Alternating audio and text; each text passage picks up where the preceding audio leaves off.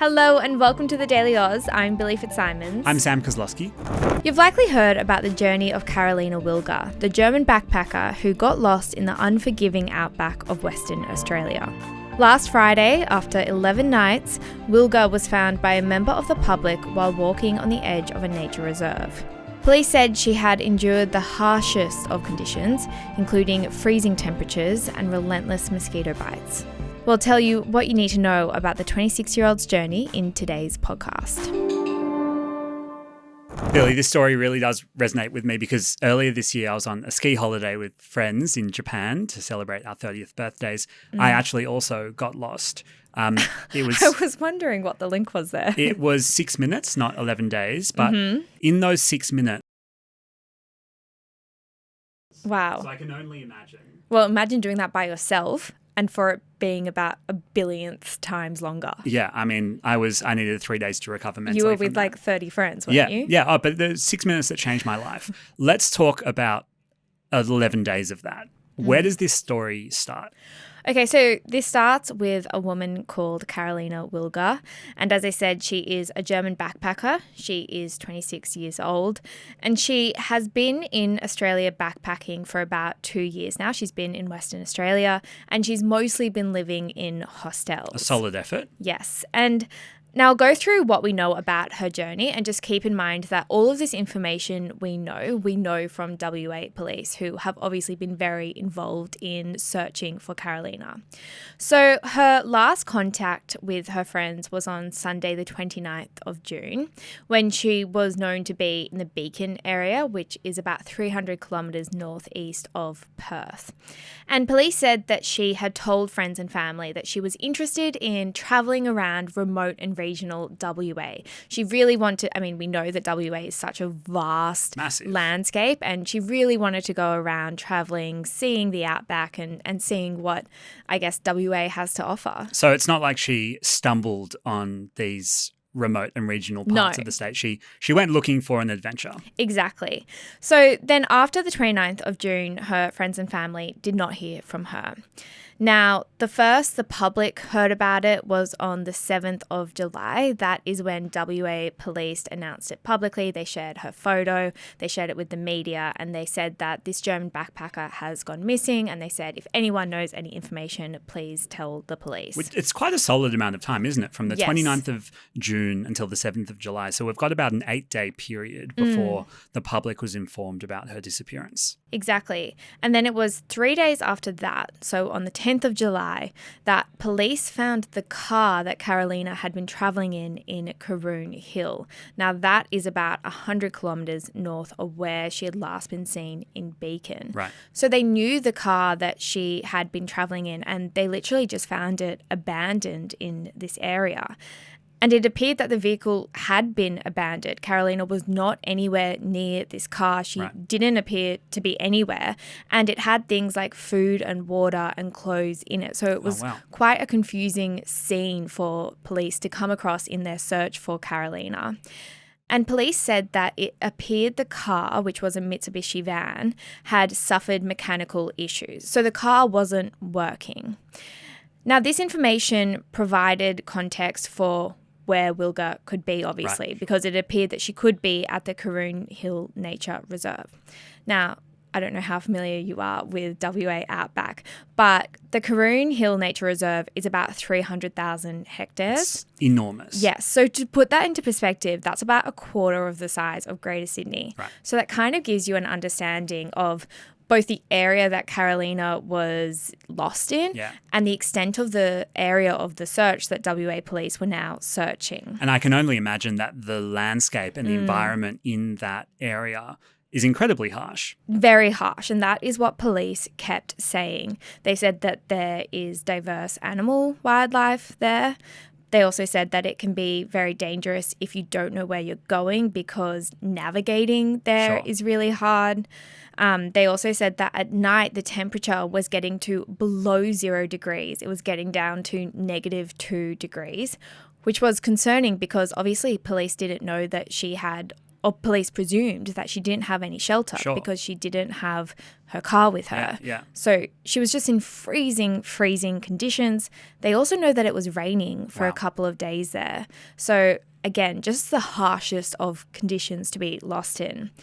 And also, I think another piece of interesting information is that media was actually told not to go to this area because of how harsh it was. That's really interesting. So we have this big development on the 10th of July. Police find an abandoned Mitsubishi in this area that they believe that the 26-year-old backpacker is.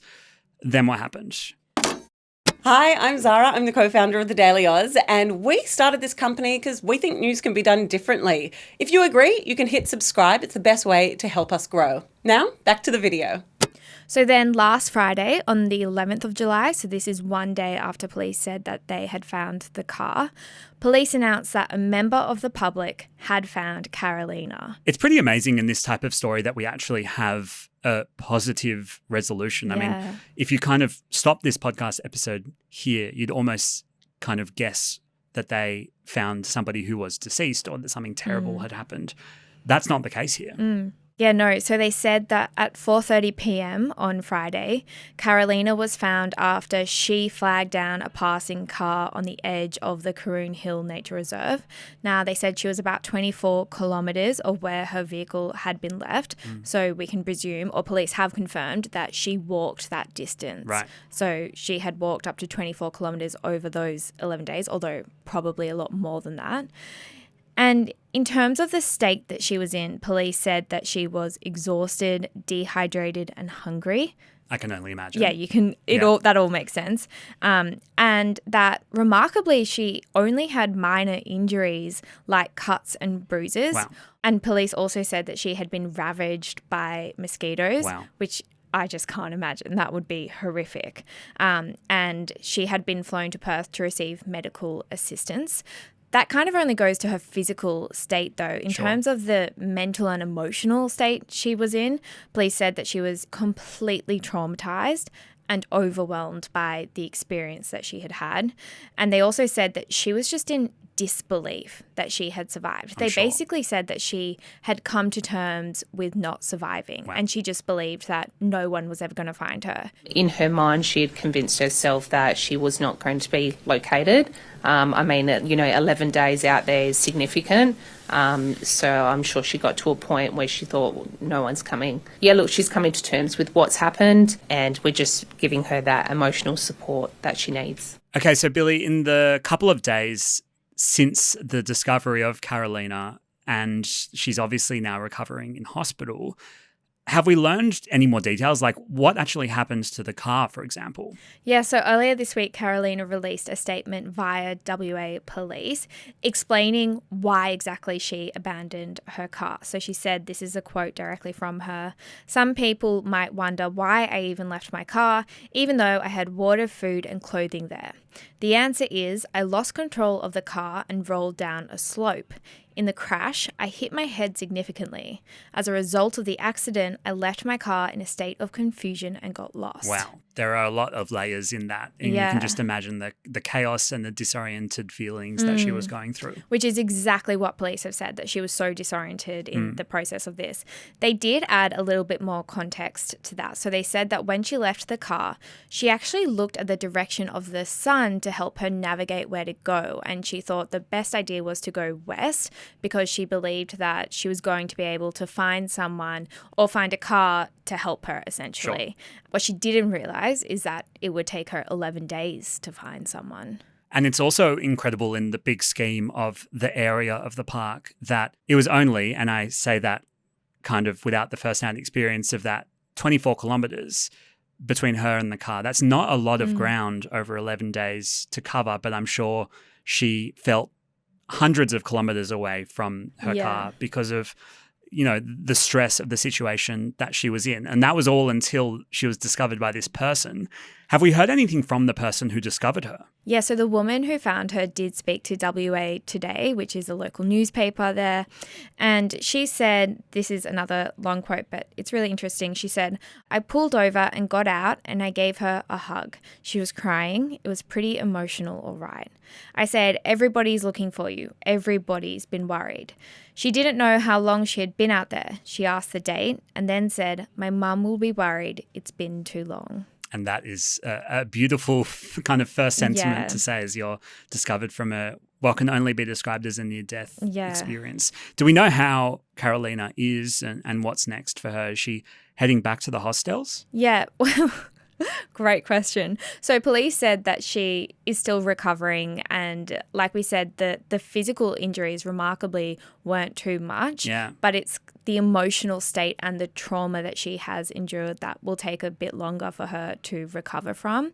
They did say that she is just so in love with Australia, and the response that she has got since she has been saved has been amazing, and that she wants to stay here. She wants to stay in Australia. Police said that she says she has a lot more travel that she still wants to do. Hopefully on beaten tracks. Yes, and that she hasn't yet travelled to Australia's east coast, which is next on her list. Well, I hope that she perhaps brings a buddy along for some of those journeys, but a really good story of human survival and community effort. There's been a couple of amazing survival stories like Carolina's story in Australia in the last kind of 12 months or so. I remember us talking about a young man in the Blue Mountains in New South Wales who also survived a number of days on just one muesli bar, I think it was. So it's remarkable what humans can do when they are in that survival mode. Incredible story. Thank you for bringing a bit of light and a happy ending to a news story, Billi. That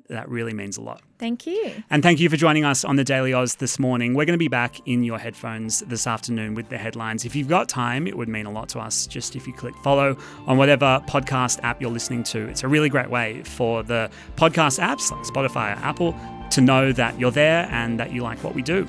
We'll be back with those headlines later today. Until then, have a good rest of your morning. Bye.